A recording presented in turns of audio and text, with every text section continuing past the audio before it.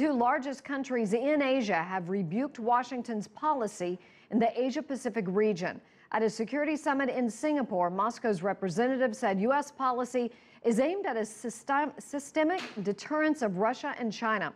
China's foreign ministry said U.S. comments undermine Asia-Pacific security. They were both reacting to summit comments by the U.S. Defense Secretary. CCTV's Peng reports from Singapore. Approaching our military alert zone. Tension has been rising between China and the U.S. over a number of hotspots in the South China Sea. The issue is dominating the annual Shangri-la Dialogue, which brings together security officials from 26 nations. The United States and China are doing. On Wednesday, U.S. Defense Secretary Ashton Carter took a tough line against China, calling for an end to the building of all man-made islands in disputed regions. But on Saturday, he sent a new message. There should be an immediate and lasting halt to land reclamation by all claimants. We all know there's no military solution to the South China Sea disputes. It's ground lease. In the Q&A sessions later, Carter was questioned by senior Chinese Colonel Zhao Xiaozhuo. Over the past decades, the region has been peaceful and stable just because China's great restraint. Recently, U.S. has taken some measures, such as harsh criticism towards China, even military threat. Does this help maintain peace and stability in the region? Speaking later to CCTV News, Zhao said Carter's latest remarks were positive.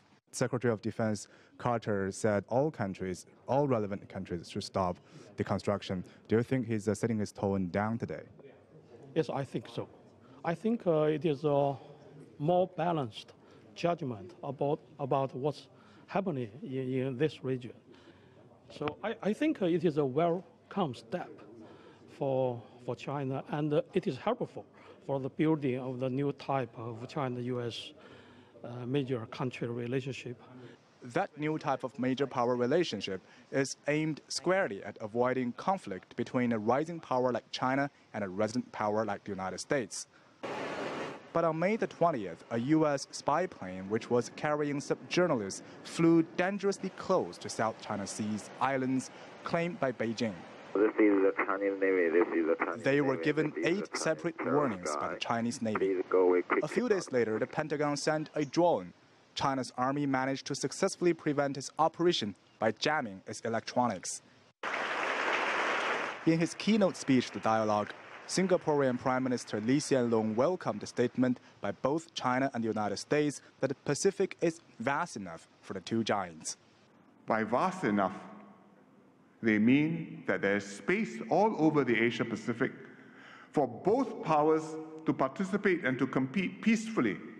They do not mean vast enough to divide up the Pacific Ocean between the two, each with its own sphere of influence, circumscribing options for other countries, and increasing the risk of rivalry and conflict.